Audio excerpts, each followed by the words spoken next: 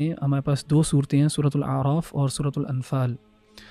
اور سورۃ الاعراف جو ہے یہ مکی صورت ہے، اور جیسے کہ آپ سب کو پتہ ہے کہ مکی قرآن کے اندر ایمانیات کا بڑا تذکرہ ہے، عقیدے کا بہت زیادہ بیان ہے، اللہ سبحانہ و تعالیٰ کی وحدانیت کا۔ اور اس کے بعد جو ہے وہ ہے سورۃ الانفال، اور سورۃ الانفال جو ہے وہ رسول اللہ صلی اللہ علیہ وسلم کی زندگی میں جو ملٹری سٹرگلز تھے ان کے بارے میں عقیدہ ٹیسٹ ہوتا ہے، وہ آزمائش کے وقت ہوتا ہے کہ جب اللہ سبحانہ و تعالیٰ آزماتا ہے تبھی انسان کا ایمان ٹیسٹ ہوتا ہے کہ آیا سچا ہے کہ نہیں۔ اگر انسان جو ہے وہ اللہ سبحانہ و تعالیٰ کی حلال کردہ اشیاء اور حرام کردہ اشیاء کی قدر نہیں کرے گا تو اللہ سبحانہ تعالیٰ ایک قوم کو جھنجھوڑنے کے لیے وارنرز بھیجتے ہیں۔ لوگ ان وارنرز کو جب ریجیکٹ کرتے ہیں، ان کی بات نہیں مانتے ہیں، تو پھر اللہ تعالیٰ انہیں کھینچنے کے لیے یہ عذاب مختلف شکلوں میں بھیجتا ہے۔ والصلاۃ والسلام علی رسولہ الکریم۔ آج انشاءاللہ ہم 9 پارے کا آغاز کر رہے ہیں، اور 9ویں سپارے میں ہمارے پاس دو صورتیں ہیں، سورۃ الاعراف اور سورۃ الانفال۔ اور سورۃ الاعراف جو ہے یہ مکی صورت ہے، اور جیسے کہ آپ سب کو پتہ ہے کہ مکی قرآن کے اندر ایمانیات کا بڑا تذکرہ ہے، عقیدے کا بہت زیادہ بیان ہے، اللہ سبحانہ و تعالیٰ کی وحدانیت کا، یوم القیامہ کا، ارکان الایمان کا جو ہے نا تذکرہ ہے۔ تو اس صورت کے اندر اسی طرح ہے، عقیدے کا، تھیولوجی کا بڑا ذکر ہے۔ اور اس کے بعد جو ہے وہ ہے سورۃ الانفال، اور سورۃ الانفال جو ہے وہ رسول اللہ صلی اللہ علیہ وسلم کی زندگی میں جو ملٹری سٹرگلز تھے ان کے بارے میں ہے، خاص طور پہ جنگ بدر کا اس میں ذکر ہے۔ بار بار اللہ سبحانہ و تعالیٰ نے بدر کی طرف اشارہ کرتے ہوئے اس کو ایڈریس کیا ہے مسلمانوں کو، even though Badr by name ادھر اس صورت میں مینشن نہیں ہے، لیکن پھر بھی اس کا جو کانٹیکسٹ ہے وہ جنگ بدر ہے۔ اور جہاد کا اور عقیدے کا بھی آپس میں تعلق ہے، جیسے کہ میں نے کہا سورۃ الاعراف جو ہے وہ عقیدے کے معاملے میں ہے، اور سورۃ الانفال جو ہے وہ جہاد۔ اصل جو انسان کا عقیدہ ٹیسٹ ہوتا ہے وہ آزمائش کے وقت ہوتا ہے کہ جب اللہ سبحانہ و تعالیٰ آزماتا ہے تبھی انسان کا ایمان ٹیسٹ ہوتا ہے کہ آیا سچا ہے کہ نہیں ہے۔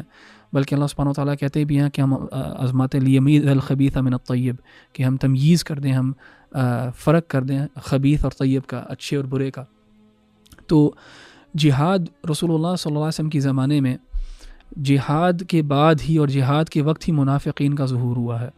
یعنی جب مثال کے طور پہ جنگ تبوک کے وقت جب ایک بڑا مشکل ایکسپیڈیشن تھا مسلمانوں نے اس پہ جانا تھا، تو تب بہت زیادہ نفاق جو ہے وہ ابھرا، اور بہت زیادہ لوگ جو ہیں وہ ایکسپوز ہوئے اس لحاظ سے۔ ان دونوں چیزوں کا ذکر ہے۔ مشکل آتی ہے تو پھر کھوٹے اور کھرے کا پتہ چلتا ہے، فیصلہ ہو جاتا ہے، بالکل۔ اور اس میں جب پارہ شروع ہوتا ہے تو شعیب علیہ السلام کی قوم کا ذکر ہے کہ اللہ سبحانہ و تعالیٰ نے ان کو کیسے تباہ کیا، اور ان کا جو سب سے بڑا جرم جو تھا وہ ناپ تول میں کمی تھی، کرپشن بیسیکلی۔ اور ان کو لگتا تھا کہ اگر وہ شعیب علیہ السلام کی بات پہ آ جائیں اور ایمان لے کے آئیں تو ان کو کاروباری لحاظ سے نقصان ہوگا، ان کو اپنی یہ پریکٹسز جو ہے نا گیو اپ کرنی پڑیں گی۔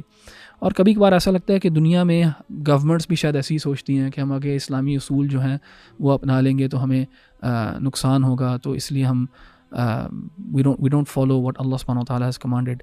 تو یہاں پہ لیسن ہے ہمارے لیے بھی کرپشن کے لحاظ سے، اور کہ اگر انسان جو ہے وہ اللہ سبحانہ و تعالیٰ کی حلال کردہ اشیاء اور حرام کردہ اشیاء کی قدر نہیں کرے گا تو تباہی ہے۔ اور ہم ایک لحاظ سے یہ ایکسپیرینس کر رہے ہیں اپنی زندگی میں اس وقت۔ بالکل ٹھیک، جزاک اللہ خیر احمد بھائی۔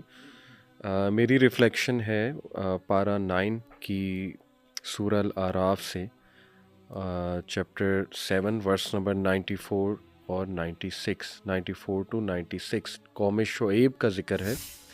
وما ارسلنا فی قریۃ من نبی الا اخذنا اہلہا بالبأساء والضراء لعلہم یضرعون، and we sent to no city a prophet except that we seized its people with poverty and hardship that they might humble themselves to Allah۔ ابھی جو حالات چل رہے ہیں، اللہ معاف کرے، اوور آل امت مسلمہ کے، غازہ کا ایشو ہم نے ڈسکس کیا پچھلی ایپیسوڈز میں، اور نو ڈاؤٹ اوور آل امت مسلمہ کو بھی دیکھا جائے، پاکستان کو بھی دیکھا جائے تو بہت سے سوشل ایشوز میں تو مبتلا ہے پاکستان، بلکہ اب تو فائنینشیل بھی لوگ ہوپ لیس ہوتے جا رہے ہیں، اور ایک بہت زیادہ آپ کہہ لیں ایموشنل ڈسٹریس میں بھی ہیں لوگ اور فزیکل ڈسٹریس بھی ہے ڈیفینیٹلی.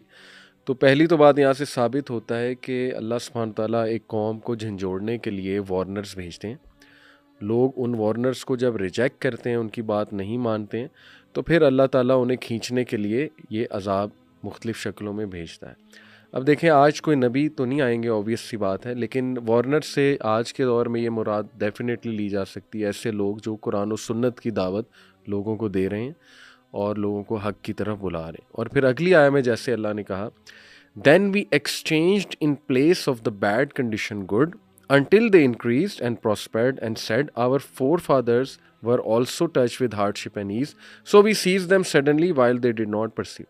یعنی پھر ان پہ جب آسانی آئی تو انہوں نے لیسن نہیں لرن کیا پچھلی چیز سے، بلکہ وہ اس کو ایک ٹرینڈ سمجھنے لگے کہ یہ اپ ڈاؤن تو یہ ہمارے ان پہ بھی آئی تھی، انہوں نے بھی پھر ری گروپ ہو کے اس کا مقابلہ کیا تھا اور پھر حالات ٹھیک ہو گئے تھے. یعنی اللہ ایکویشن میں نہیں ہے.